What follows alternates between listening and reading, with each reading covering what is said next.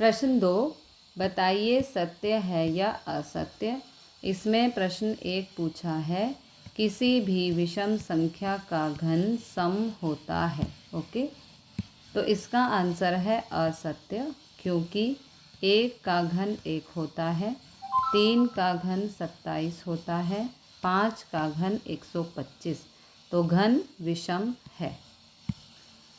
प्रश्न 2 में हमसे पूछा है, एक पूर्ण घन 2 शून्यों पर समाप्त नहीं होता है।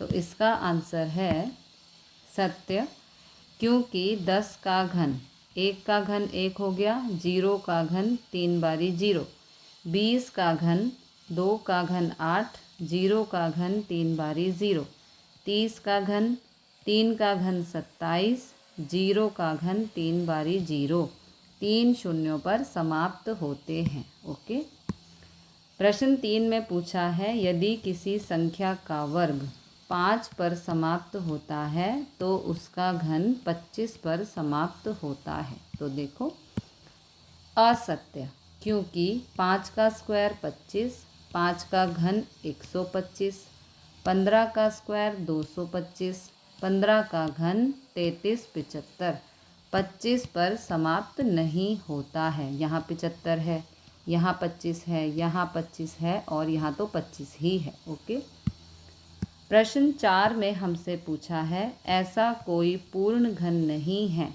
जो 8 पर समाप्त होता है।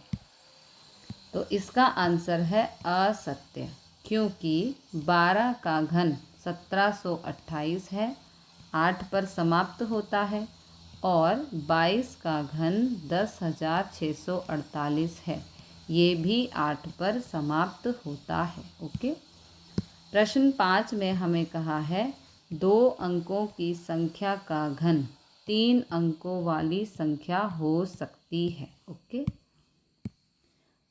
असत्य, क्योंकि 10 का घन 1000, 11 का घन 1331, 10 का घन 1000 4 अंकों वाली संख्या, 11 का घन 1331 ये भी 4 अंकों वाली संख्या। ओके,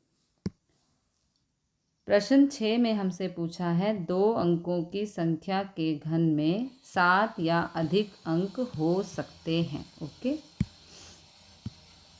प्रश्न 6 असत्य, क्योंकि 99 का घन है 970 299, 6 अंकों वाली संख्या। ओके, आखिरी प्रश्न है, 1 अंक वाली संख्या का घन 1 अंक वाली संख्या हो सकती है। तो इसका आंसर है सत्य, क्योंकि 1 का घन 1, 2 का घन 8, 1 का घन 1 1 वाली संख्या, 2 का घन 8 1 अंक वाली संख्या।